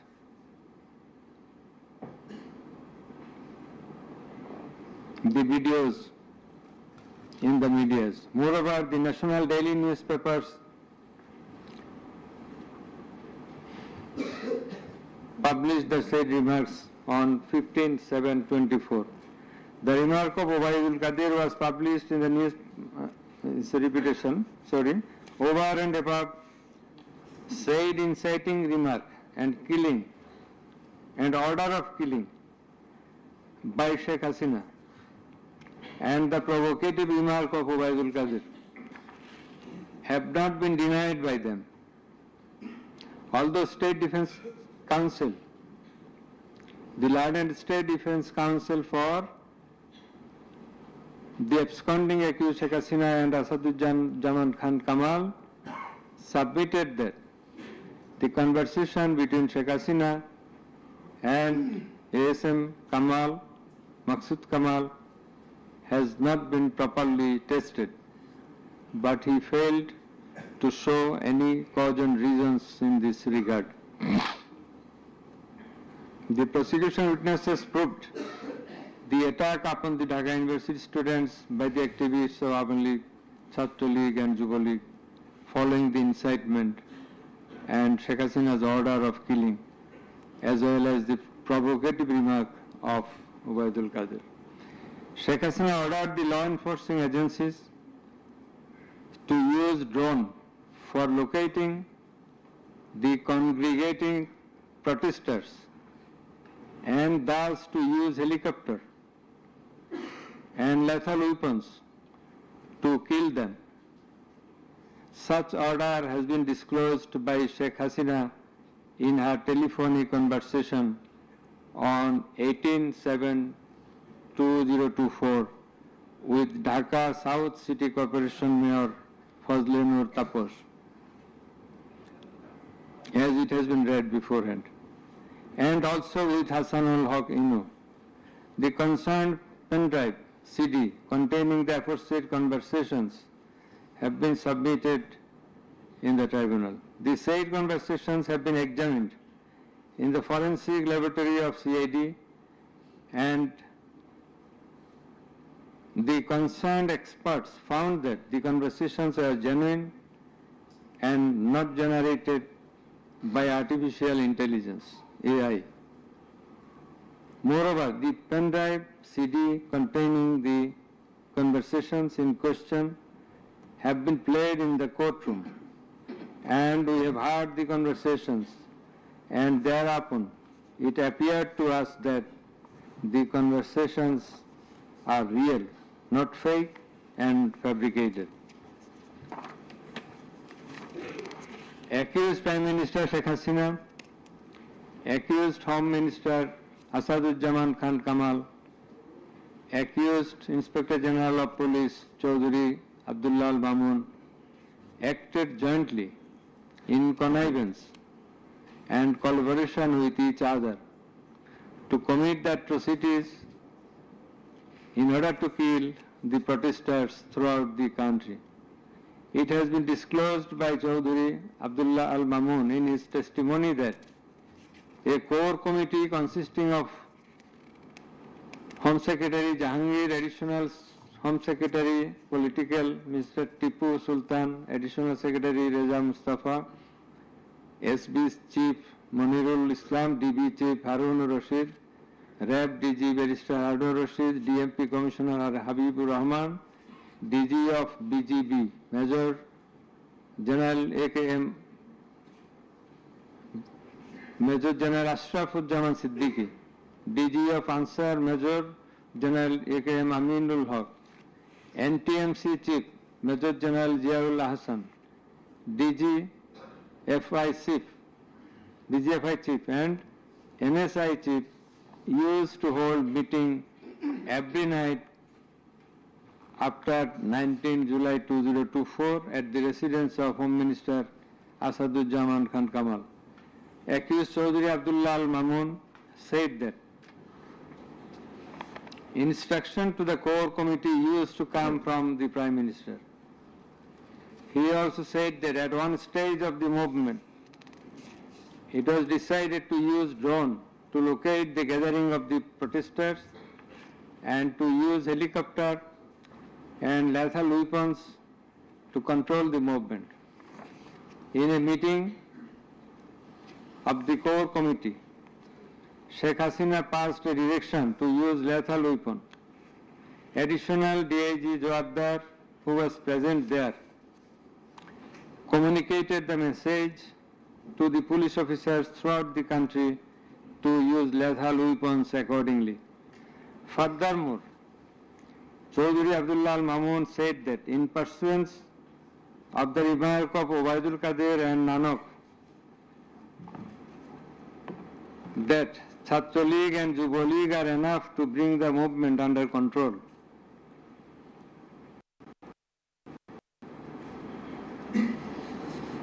He further said that following such remarks, activists of Chhatra League and Yuva League attacked the students of Dhaka University. He also said that a lot of protesting students and public were killed by using drone, helicopter and lethal weapons throughout the country. Chaudhry Abdullah Al Mamun further asserted in his testimony that he, along with Home Minister Asaduzzaman Khan Kamal, Home Secretary and DMP Commissioner, went to Narayanganj on 29/7/24 to observe the situation of the movement, and on the way they stayed for a while in front of Jatrabari police station, and then DC Iqbal of Wari Zone showed a video to the Home Minister on his mobile and said, "We shoot one, that one dies, that one gets injured, but the others do not move." Therefore, it is perspicuous from the above that all the three accused led the operations against the protesting students and public jointly as a matter of joint criminal enterprise. As the aftermath of Sheikh Hasina's order, as well as the supervision and guidance of accused Home Minister Asaduzzaman Khan Kamal and IGP Chaudhry Abdullah Al Mamun, the law enforcers and activists of Awami League, Chhatra League and Yuva League invaded the protesting students and public throughout the country by using drone, helicopter and lethal weapons, causing death to about 1,500, inclusive of 6 protesters at Sankarpur of Dhaka, namely Shahryar Khan Anas, Mahdi Hassan Junaid, MD Yaqub, MD Rakib Hawladar, Muhammad Ismail Haq, Manik Mia alias Shaharik, and another 6 protesters at Ashuria of Sabar, namely Sajjad Hussain Sajal, As-Sabur, Tanzil Mahmud Sujoy, Bayezid Bustami, Abu Hussein, and another unidentified protester near Dhaka and caused grievous injuries to about 25,000 of them. In Ashulia, the aforesaid 5 dead bodies and another body of an unidentified injured protester were burned with petrol by police. The law enforcers and the activists of Awami League and those of its affiliated organizations named Chhatra League and Yuva League killed and injured the protesting students and members of the public with lethal weapons like SMG, LMG, China rifle, shotgun, 9mm pistol, 7.62 pistol, both on the ground as well as from the helicopters from above the ground. The atrocities were committed by incitement, order, abatement, and failure to take preventive and punitive measures of the accused Prime Minister Sheikh Hasina, accused Home Minister Asaduজ্জামান Khan Kamal, accused Inspector General of Police Chaudhary Abdullah Al Mamun, and by the abatement, age, and perpetration of the underlings, that is the subordinates. Some of the injured victims, members of the families of dead and injured protesters, other eyewitnesses from different parts of the country, deposed in support of the atrocities of killing and injuring hundreds and thousands of protesters all over the country. Under the foregoing facts and circumstances, it has ostensibly been substantiated that the atrocities of killing and gravely injuring the protesting students and public took place almost all over the country. In view of the testimony of the investigating officer, the atrocities during the movement, July movement 2024, the atrocities occurred in 50 districts and lethal weapons were used in 41 districts of Bangladesh. We also find that victim witnesses from many districts testified in the tribunal stating that killing and injuring the students and common people took place in their respective districts during July movement 2024. Thus, it is clear enough that attack in question was directed against civilian population and it was widespread and systematic. Therefore, in the atrocities of killing and gravely injuring the protesters, as aforesaid, accused Prime Minister Sheikh Hasina committed crimes against humanity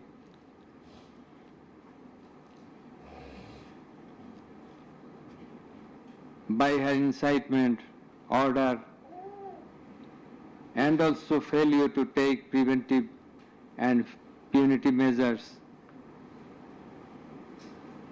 Under charge 1, accused Sheikh Hasina committed 1 count of crimes against humanity by her order to use drones, helicopter, and lethal weapons under charge number 2, count 1. Accused Prime Minister Sheikh Hasina committed crimes against humanity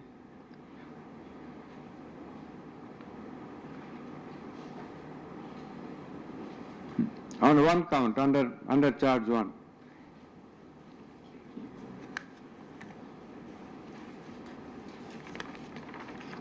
Accused Asaduজ্জামান Khan Kamal and Chaudhary Abdullah Al Mamun committed crimes against humanity by their abatement in the use of drones, helicopter and lethal weapons under charge number 2, count 2. Accused Asaduজ্জামান Kamal and Chaudhary Abdullah Al Mamun committed 2 counts of crime against humanity under the same charge by their abatements and failure to prevent the atrocities at Sankarpur, Dhaka, and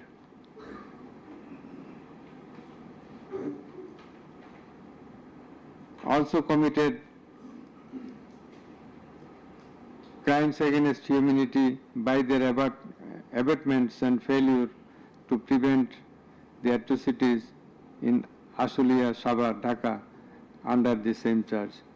Accused Sheikh Hasina, the Prime Minister and as the President of Awami League and the controlling authority of all affiliated organizations, was the superior commander of the said party leaders and activists, as well as the Home Minister and Inspector General of Police, that is accused Sheikh Hasina and 2 other accused were in the superior and subordinate relationship. On the other hand, the Home Minister was the superior of the Inspector General of Police, that is they are in the superior and subordinate relationship. As required to be an element as required by the provisions of Rome Statute. In the like way, all the police officers are subordinate to the Inspector General of Police. They worked under him.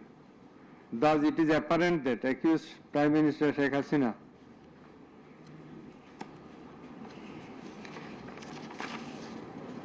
had superior control status over accused Asaduজ্জামান Khan Kamal and accused Chaudhary Abdullah Al Mamun, whereupon it was her responsibility to take measures to prevent the atrocities in question, which continued for about a month. She did not also take any punitive measures against the perpetrators. In the like way, Home Minister Asaduজ্জামান Khan Kamal held superior command responsibility over the Inspector General of Police and other successive other officers, and as such he had the responsibility, superior command responsibility to prevent all of them from committing the atrocities and for taking punitive measures against the perpetrators. Thus, both the accused Asaduজ্জামান Khan Kamal and Inspector General of Police Chaudhary Abdullah Al Mamun, they committed crimes against humanity by their abatement, that is facilitation, and their failure to prevent the atrocities committed by their underlings, and hence they are liable to be punished under section 32A, 32G, 32H, 41B and 43 of the International Crimes Tribunals Act. Accused Sheikh Hasina is liable to be punished under section 32A, 32H, 41B and 43 of the International Crimes Tribunals Act 1973. It is obvious from the facts and circumstances delineated herein before that the law enforcers and the activists of ruling party Awami League, as well as its affiliated organizations, targeted the unarmed civilian protesters countrywide and accordingly attacked them. Therefore, in all the above discussed atrocities, the elements constituting crime against humanity have been fulfilled.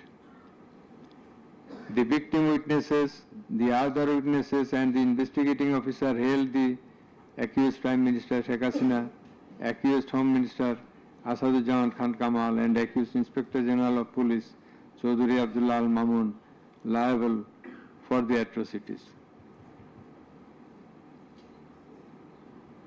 It may be mentioned here that Mr. Chaudhry Abdullah Al Mamun, Inspector General of Police, has been tendered pardon on his application pursuant to Section 15 of the Act with a view to obtaining his evidence. He is supposed to have been directly or indirectly concerned in or privy to any of the crimes specified in Section 3 on condition of his making a full and true disclosure of the whole of the circumstances relative to the crime and to every other person concerned, whether as principal or abettor in the commission thereof. According to subsection 2 and 3 of Section 15,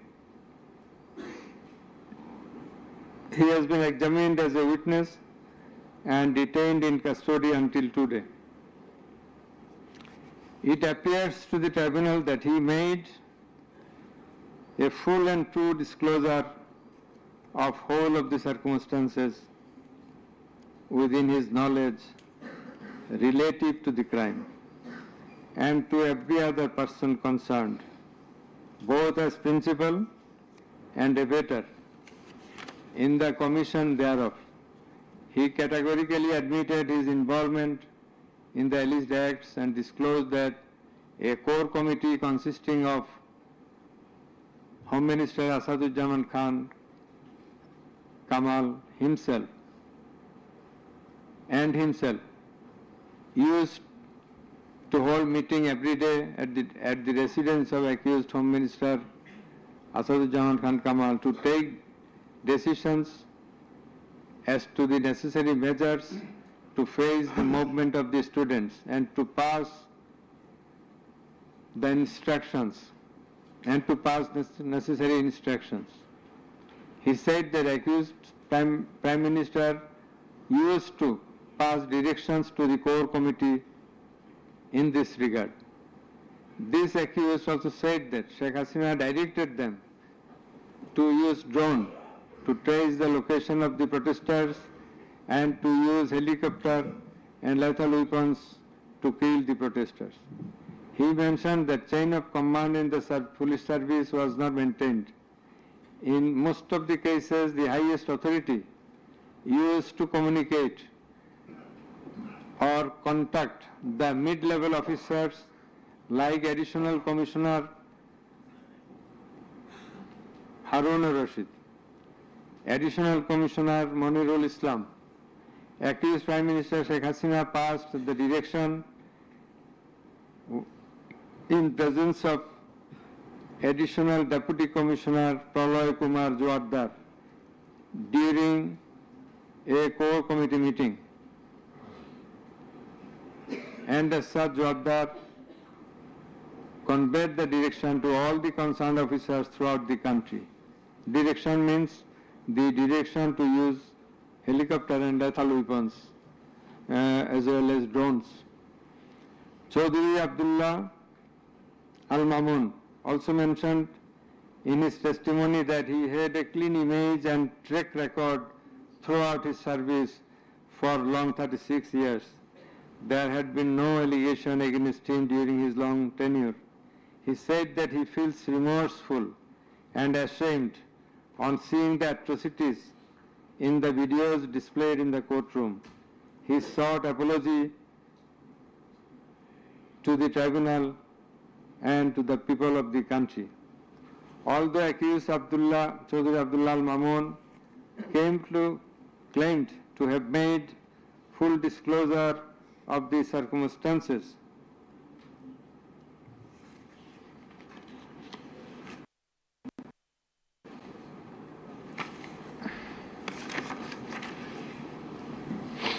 and we do also believe that he made a full and true disclosure.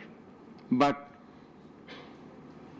the offences he committed and admitted is punishable with the capital sentence. And as such, in consideration of his disclosure and the gravity of the offences, we would incline to convict him and award him a lenient sentence, which will be declared later on. By the aforesaid acts and omissions, the accused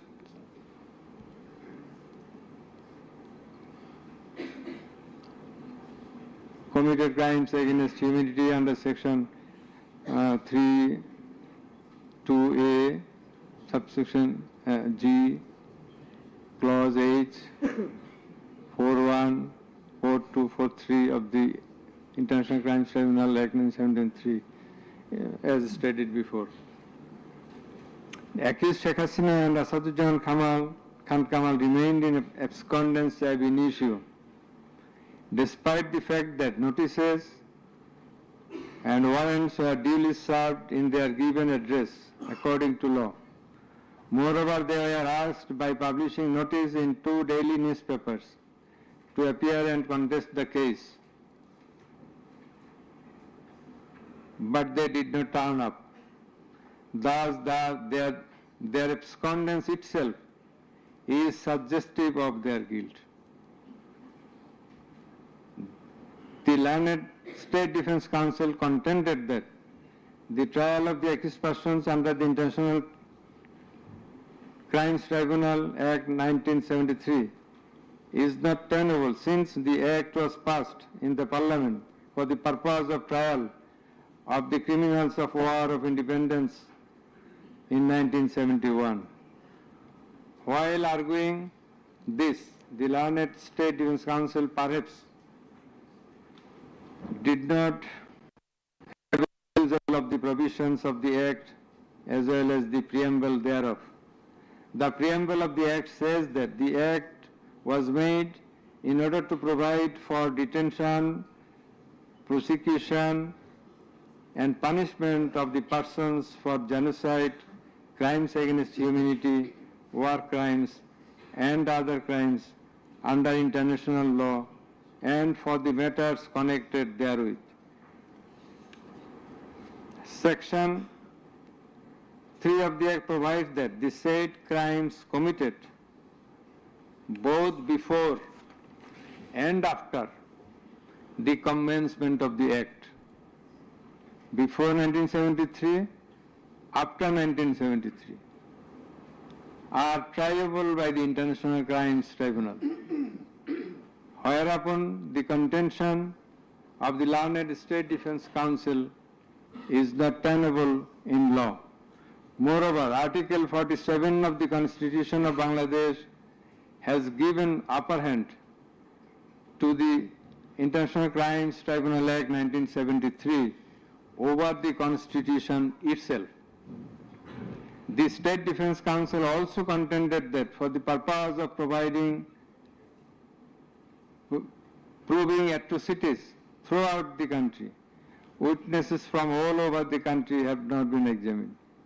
In this context, we have to say that witnesses from many parts of the country have been examined, and they have adequately proved the atrocities in almost every part of the country. The victims, the family members of the dead and injured protesters, as well as the eyewitnesses, gave their testimony, which are enough for the proof of the charges. Quantity of witnesses is immaterial, while there are a small number of qualitative witnesses. Still, the number of 54 witnesses examined by the prosecution is not small.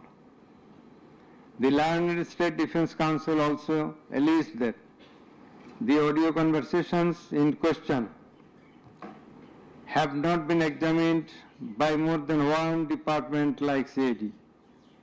In this regard, we would hold that the genuineness of the report of CID has not been challenged, nor has the report been proved ingenuine, whereupon no other department was in need of holding further examination thereof. It is the further allegation of the learned State Defence Council that accused Sheikh Hasina and Asarjahan Khan Kamal did not incite or order the commission of the crimes against humanity as alleged, nor did participate in the commission thereof, and thus they deserve to be acquitted. The learned Chief Prosecutor, in course of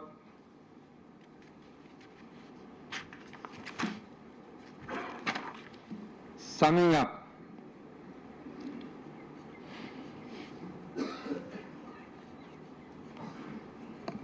asked for passing necessary order restraining Awami League from running activities as a political party. Although the prosecution depicted series of worst deeds of Awami League regime in the language of the prosecution, since achievement of independence of Bangladesh in 1971, the tribunal does not incline to discuss on this point, since this is not the issue of the instant case. It has come to the notice of the tribunal that accused Sheikh Hasina, in defiance of the orders of the tribunal to appear and contest the case, has given interviews in the media wherein she denied the allegations leveled against her in this case and also made some derogatory remarks. I have noted this aspect beforehand, but in some of her interviews she impliedly admitted her superior command responsibility. The United Nations Human Rights Commission categorically stated in its report that the political leaders issued direct orders and other directives authorizing and guiding operations by BGB, RAB, DGFI, Bangladesh Police, and Detective Branch that involved serious violations of human rights against protesters and other civilian, including extrajudicial killings and arbitrary detention. It has been stated in the report that 1,400 people have been killed by use of lethal weapons during the July movement 2024. By the political leaders, the United Nations Human Rights Commission meant the highest government authorities. The authorities in question are unprecedented in the history of Bangladesh. The nature and extent of cruelty administered upon the protesters, inclusive of infants, women, and old, stirred the hearts of the people throughout the world. On seeing the scenario of dead and injured protesters and their outcry in the videos displayed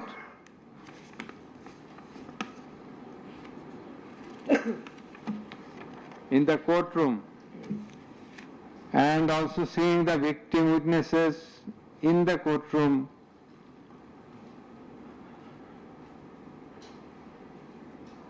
for giving testimony, who lost their skull, eyes, nose, hands, and legs. Any human being will fail to be in the normal state of mind seeing such scenario. Such atrocities must be brought to an end at any cost. Justice must not fail. In view of all the above facts and circumstances and findings, it is hereby ordered that accused Sheikh Hasina be found guilty on 3 counts under charge 1. Count number 1, incitement. Count number 2, order to kill. Count number 3, inaction to prevent the atrocities and failing to take punitive actions against the perpetrators, and thus she is punishable, she is liable to punish under section 3, subsection 1A, section 3, subsection 2, clause G, section 3, subsection 2, clause H, section 4, subsection 1, clause B, and section 4, subsection 3 of the International Crimes Tribunals Act 1973 under the charge number 1. But we do hold that for all these 3 counts of crime against humanity, we do incline to award a single sentence, that is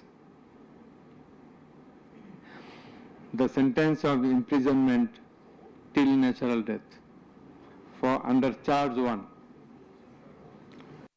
Under charge 2,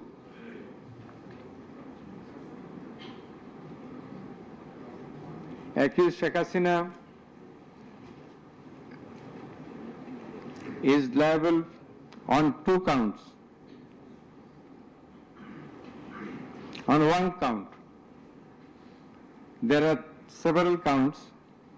For 1 count, that is passing the order for deploying drones, helicopters, and using lethal weapons to kill the protesters. She committed crime against humanity under section 3, subsection 2A and section 4, subsection 1B of the International Crimes Tribunal Act 1973.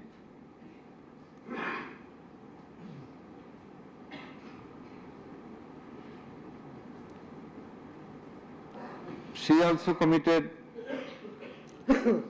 the same crime again, the same crime of crime against humanity on the second count, killing 6 persons at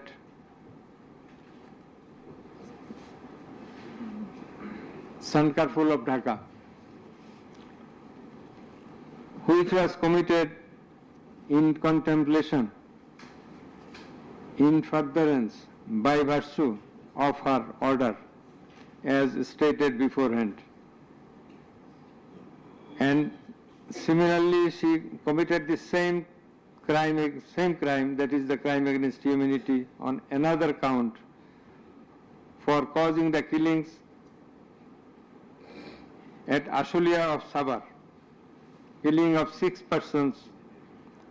For all these 3 counts, we have decided to inflict her with only 1 sentence, that is sentence of death.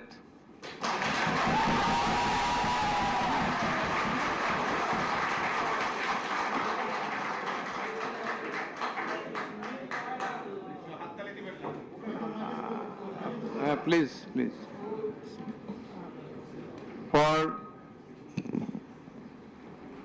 আপনাদের বিনীতভাবে অনুরোধ করছি আদালতের decorum, ট্রাইব্যুনালের decorum maintain করার জন্য। আপনাদের যা উচ্ছ্বাস, যা এক্সপেকটেশন, যা প্রকাশভঙ্গি, সেটা আদালতের ট্রাইব্যুনাল রুমের বাইরে যে করলে সেটা আরো শোভনীয় দেখা যাবে। Thank you. প্লিজ সাইলেন্ট থাকবেন।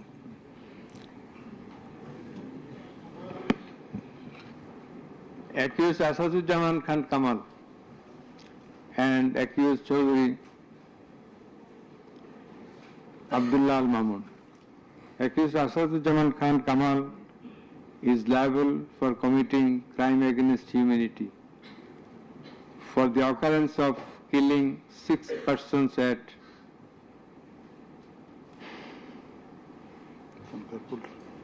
Sankarpur of Dhaka.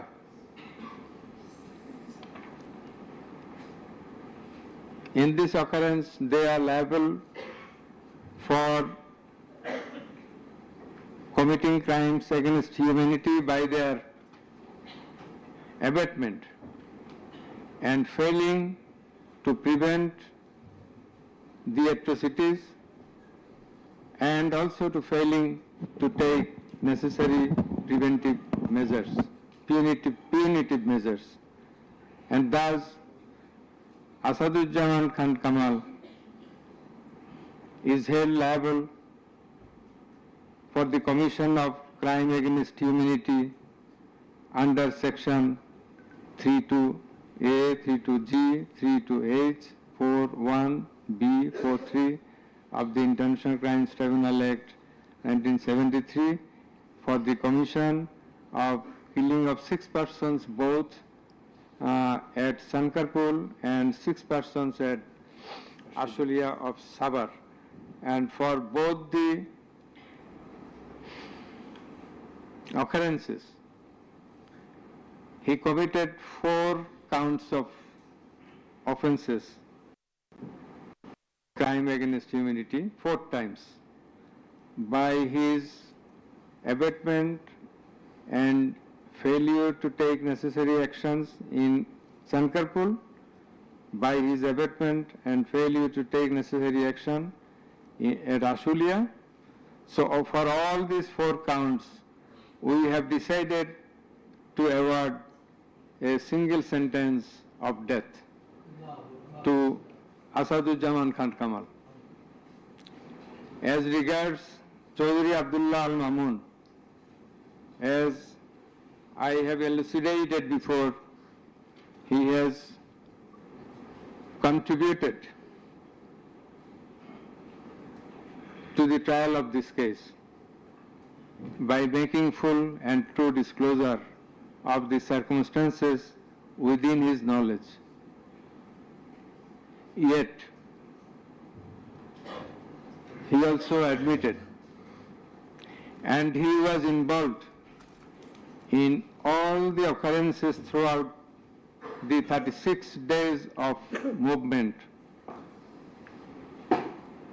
considering both his contributions, his admissions, with the material evidences to the tribunal to arrive at the correct decision, and also in consideration of the gravity of the offense, we are both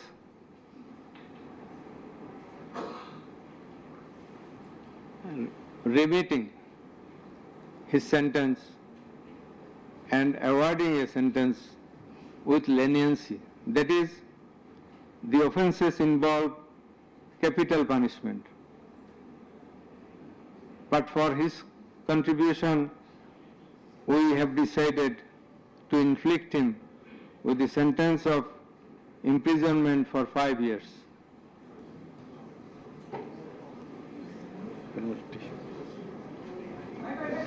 The properties of accused Sheikh Hasina and accused Asadujaman Khan Kamal in Bangladesh be confiscated in favor of the state. The government is directed to pay considerable amount of compensation to the protesters concerned in this case who have been killed in July movement 2024, and also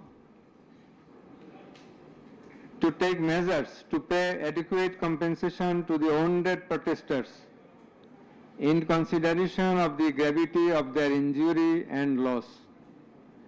The sentence shall be carried out in accordance with the provisions laid down in section 20 subsection 3 of the International Crimes Tribunals Act 1973, preferably pursuant to the long-standing practice. Let a copy of this judgment be transmitted to the District Magistrate Dhaka for necessary action. Let copy of the judgment be supplied to accused Chaudhry Abdullah Al Mamun according to law. The absconding accused will not get any copy at the moment. So thank you all very much.